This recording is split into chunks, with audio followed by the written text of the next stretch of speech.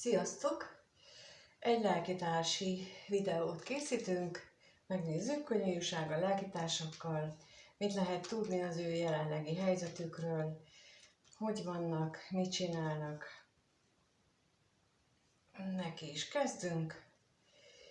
Lássuk, hogy mit tudhatunk meg erről a lelkitársi kapcsolatról. Az én értelmezésem szerint lelkitársi kapcsolat lehet párkapcsolat, de lehet munkatársi, szülő, gyermek, anyós, baráti, bárki. A lényeg az, hogy a lelkitársi kapcsolódás, a lelkeknek a támogatása, tehát a lelkünk egymás támogatása miatt jön létre, és nem feltétlenül olyan értelemben kapjuk ezt a támogatást, aminek mi örülünk, de viszont a lelkünknek arra van szüksége.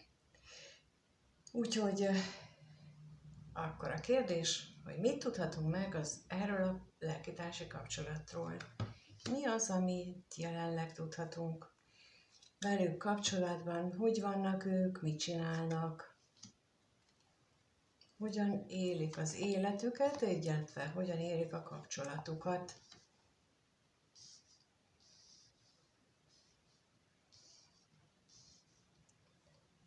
Úgy.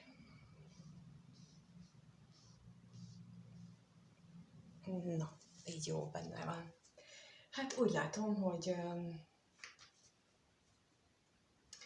vannak itt problémák, olyan problémák ráadásul, amelyeket csak drasztikus változással lehet megoldani.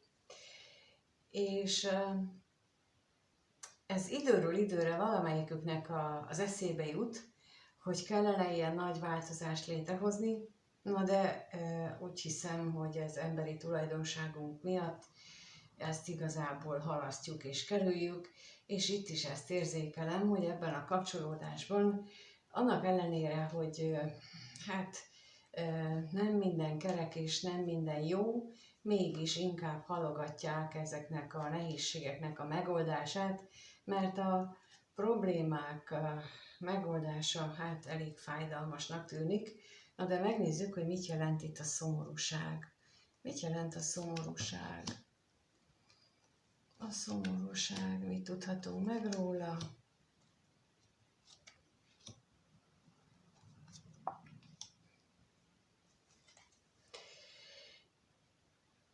Olyan beszélgetéseik lehetnek, amelyek nem villanyozzák fel őket, és az is elképzelhető, hogy itt valamelyik fél kifejezetten család.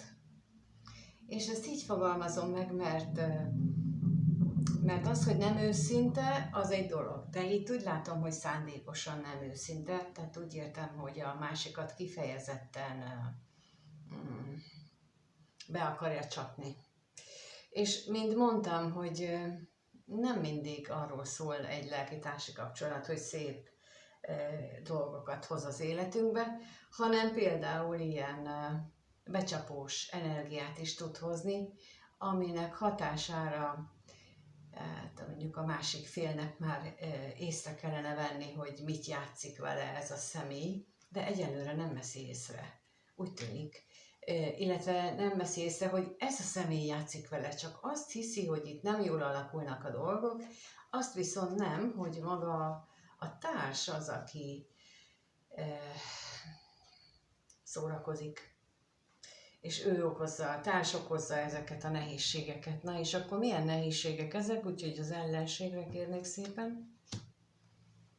Az ellenségről mit tudhatunk meg? Hát olyan nehézségek látszódnak, ami kifogásként szolgál, hogy a távolságra, hogy miért nincs közöttük gyakrabban kapcsolat, hogy miért vannak ilyen, miért így alakul a kapcsolatuk, ahogy alakul, mert hogy állandóan veszekedés van, ez egy harmadik tényező, aki lehet szülő, mármint édesanyja, vagy rokon, vagy ilyen idősebb nő, de ez is lehet, hogy egy másik kapcsolatbeli társ. az állandóan eltereli a figyelmét, és mindig vita van, meg veszekedés, nem is kicsi, hanem nagy, és hogy ő igazán szeretné, de itt azt látom, hogy ez csak kamu. Ez itten kamu. És akkor nézzük a halált, hogy mit változás.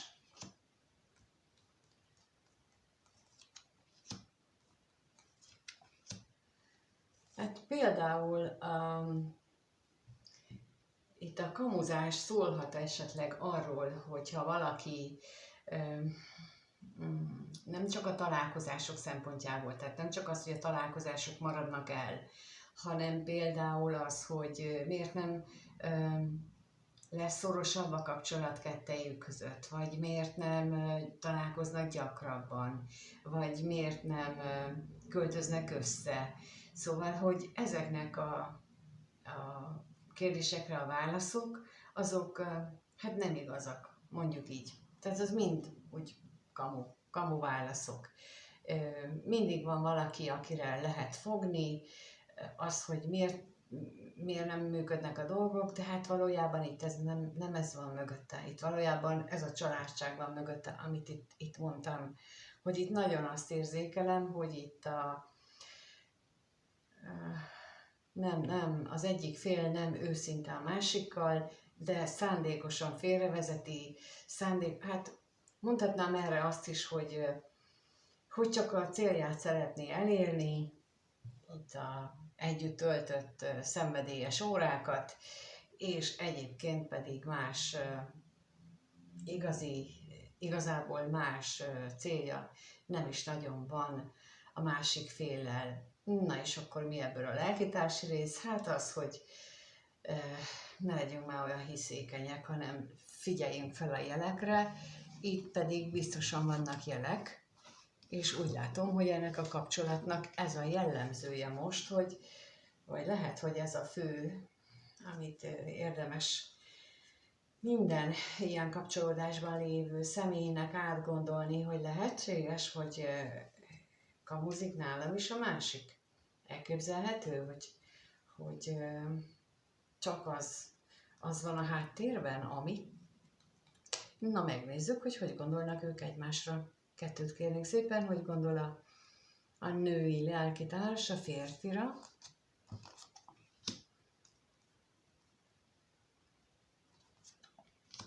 És a férfi a nőre.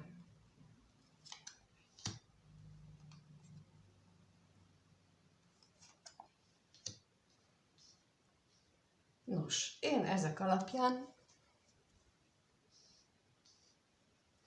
határozottan merem jelenteni, hogy a női fél az, akit átvernek, és a másik fél pedig az, aki állandó hivatkozik hát ha van másik kapcsolata, akkor arra, de arra is, hogy féltékeny otthon a család, nem úgy akarja, mindig keresztbe tesznek, mindig közbe jön valami, tehát hogy itt ez így most így egyértelmű, ilyen mutatják a lapok, hogy amit az előbb mondtam, hogy kinél van ez a családság, és kinek van belőle tanulni valója, de akkor itt megnézzük az ajándékot.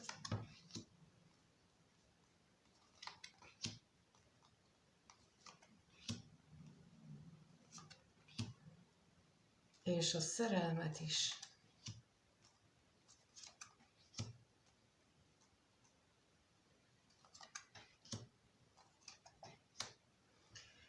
Hát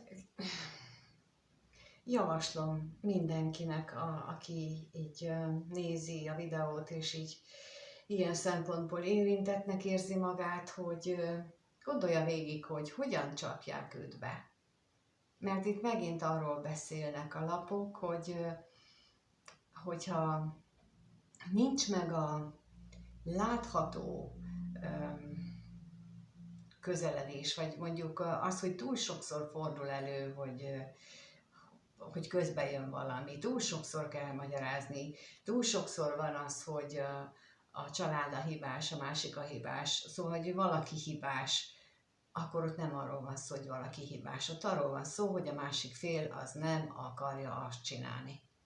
És megvezeti, hazudik és kamuzik ennek hát mondjuk itt a női félnek, és akkor itt neki mutatják a lapok, hogy ezeket nagyon jó lenne átgondolni, mert azt is mutatják, hogy valójában ő hátat fordít ennek az egész kapcsolódásnak.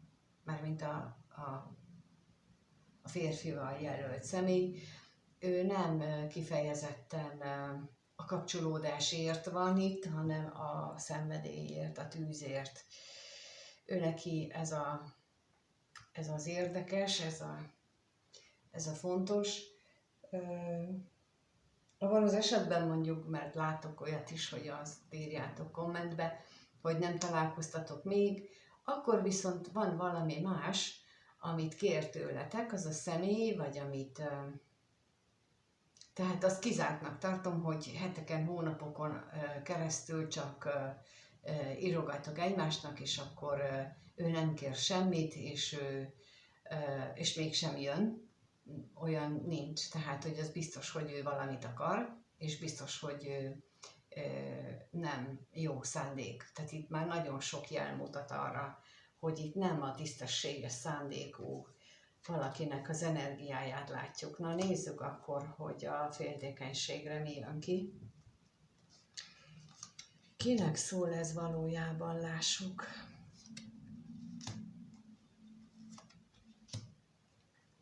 És a házra is kérek.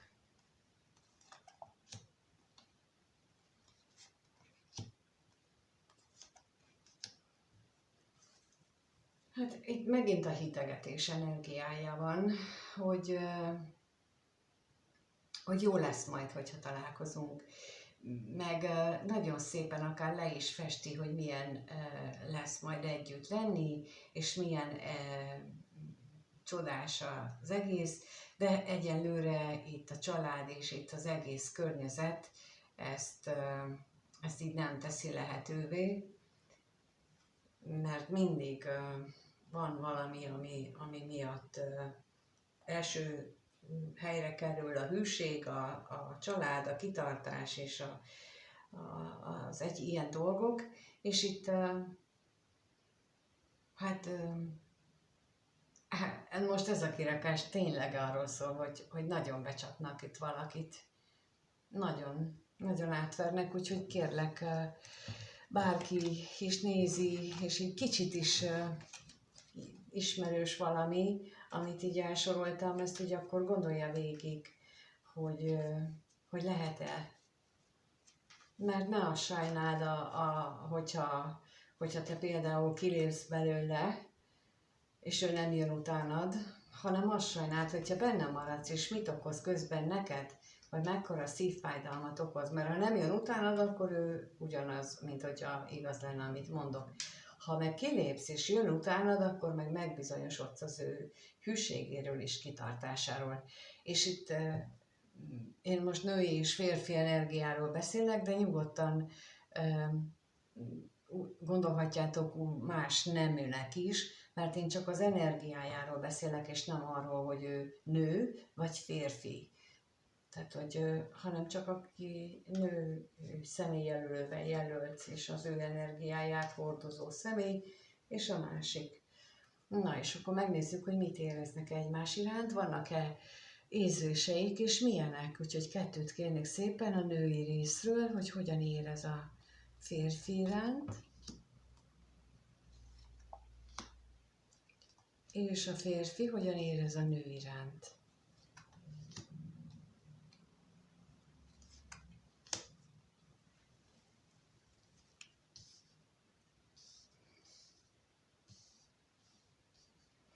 Hát bocsánat, de az a helyzet, hogy itt megint azt látjátok, hogy ennyit nem szokott kijönni a hamisság, és itt folyamatosan kijön, miközben a női félben ott van a féltékenység, vágyik arra, itt ő szegény olyan nagyon, nagyon tiszta és naívnak érzékelem, aki nem, el se tudja képzelni, hogy őt valaha is becsapná ez a személy, és a féltékenységre kérek. Bizony, bizony, bizony, bizony.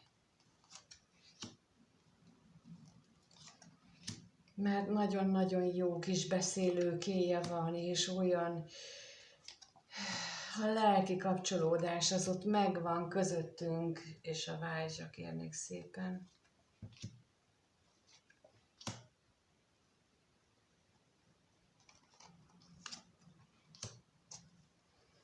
És olyan szépen tudja előadni magát, és ti ezt el is hiszitek, és és ennek hatására érzitek azt a nagyon erős lelki kötődést, és hogy milyen jó lenne, hogyha végre elmúlnának a nehéz időszakok a családdal, és végre már nem kellene állandó kétségek között lenni, hogy most hogyan lesz-e találkozás, tudunk-e végre találkozni. De itt a háttérben nem tiszta energiák vannak, megint csak nem tiszták, nem szépek. Na és akkor nézzük meg lent a férfinál, hogy hová fejlődik itt ez a hazugság, a hamisságra kérek.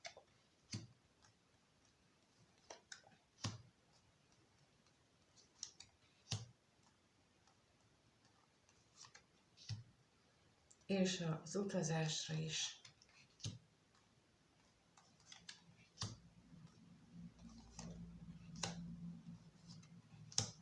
Hát egyes esetekben bármit tud nektek mondani, már úgy értem, hogy szépeket tud mondani, de mögötte kevés a cselekvés. Tehát ami ezt figyelmeztető lehet, hogy nagyon szépeket tud mondani, írni, de valódi tettek nincsenek mögötte. Bezzeg, ha tudna jönni, akkor ő ezt meg azt tudna csinálni, de hát ott van a távolság, és most éppen nem lehet ezért, azért, amazért, de hogyha meg küldenél ezt, azt, amazt, akkor az úgy nagyon jó lenne, szóval én most itt így nagyon egy ilyen nagyon kamuszagú energiát érzek, ami nem tudom, hogy kinek szól ez, és remélem, hogy minél kevesebbnek szól, de akinek szól, az nagyon-nagyon felkiáltó jel, hogy nagyon figyeljél oda, hogy milyen kapcsolatban vagy, mert ez nagyon nem tiszta. És hogy itt nem. A hamis érzés, tehát a látszatra ő neki nagyon szép, és olyan tiszta érzései vannak, és olyan szépeket tud mondani, és annyira el tudja hitetni, amit mond, de valójában ott van mögötte, hogy itt tulajdonképpen ez hazugság, és minden csak a pénzért van, minden csak a valamilyen haszon reményében így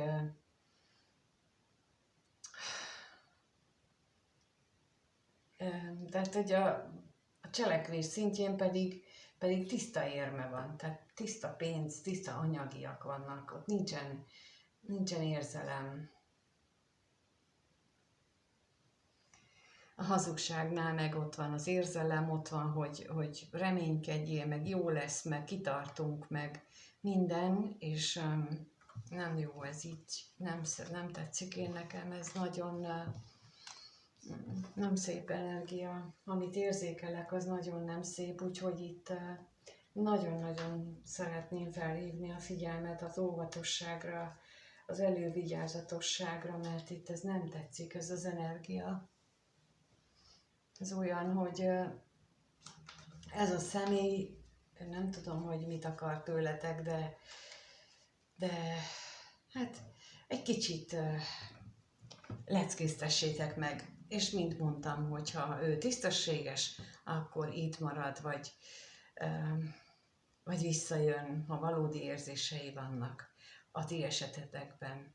No, és akkor megnézzük azt, hogy mire számíthatok, hogyan alakul ennek a kapcsolatnak a jövőbeli helyzete a következő 1-2 hétben. Lássuk azt, hogy hogyan alakul ez a kapcsolat.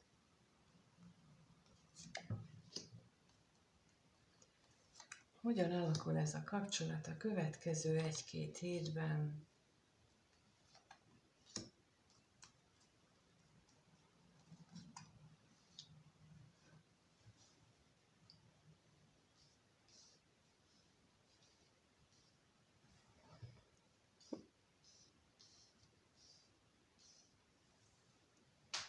lehetséges, hogy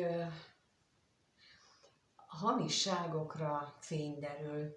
Lehetséges, hogy valaki borítja a Billit, hogy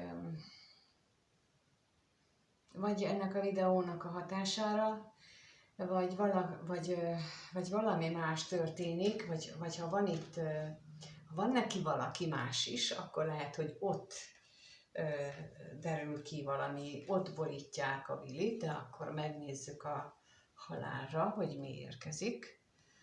A halál napjára mi érkezik.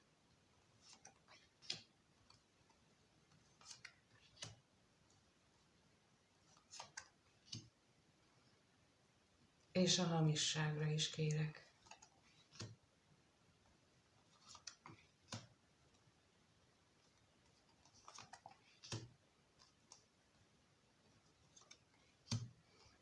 Lehetséges, hogy kiderülnek azok, hogy a szóban elmondott vágyak, a közös remények, azok, amivel hidegetett, azokra fény derül, de az is lehet, amit az előbb mondtam.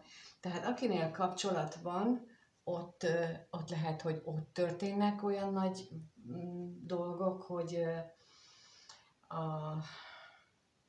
az anyagi hiányok miatt, tehát hogy nem folyik be annyi anyagi forrás, vagy esetleg te elapasztasz valamilyen olyan forrást, amit eddig mondjuk csináltál, és akkor ez olyan reakciót vált ki benne, ami aztán hát ezt eredményezi, hogy kiderül a valódi igazság. De akkor mit jelent itt a féltékenység?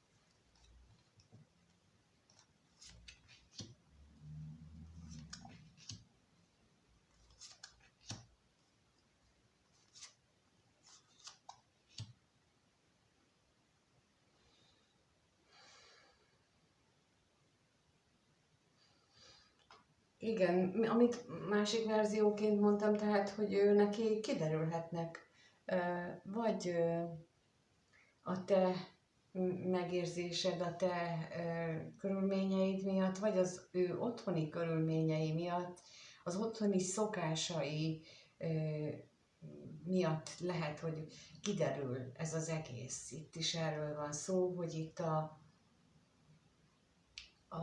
félelem és a féltékenység lesz a domináns, hogy nehogy kiderüljön, és mivel ő van a középpontban, mármint itt a férfi energiával rendelkező személy, és ő az,